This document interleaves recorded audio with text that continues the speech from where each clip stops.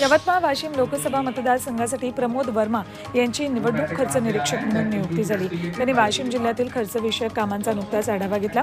व्यवहारांवर बारकाईने लक्ष ठेवावं, त्या अनुषंगाने जिल्ह्यातील बँका आणि पोस्ट ऑफिसच्या अधिकाऱ्यांसोबत बैठकीचे नियोजन करावं असे निर्देश वर्मांनी दिले।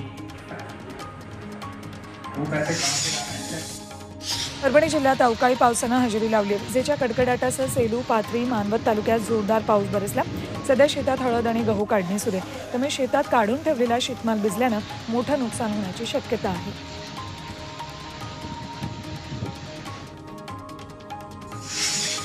सांगलीच्या खानापूर परिसराला जोरदार वाऱ्यासह मुसळधार पावसानं झोडपून काढले। या अवकाळी पावसाचा फटका शेतकऱ्यांनी काढून ठेवलेला गहू, हरभरा, मक्यासह द्राक्ष हंगामाला बसलाय। तसंच वादळी वाऱ्यामुळे परिसरातील अनेक झाडं मोडून पडलीत, तर घरावरचे पत्रे उडून। अमृत नोनी आर्थो प्लस, ये एक प्रूवन फॉर्मूला। इसमें मौजूद नोनी फल के गुण और आयुर्वेदिक जड़ी बूटियां शरीर को जरूरी पोषक तत्व देने के साथ साथ हड्डियों और जोड़ों के घिसने, उनमें होने वाले सूजन और दर्द को रोकने में मदद करता है। दर्द मुक्त जीवन के लिए अमृत नोनी आर्थो प्लस।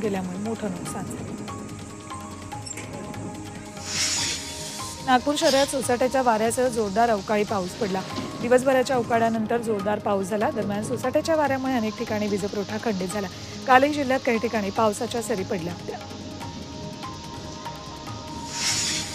हवामान खात्यानं वर्तवलेल्या अंदाजानुसार भंडारा जिल्ह्यात दमदार पावसानं हजेरी लावली।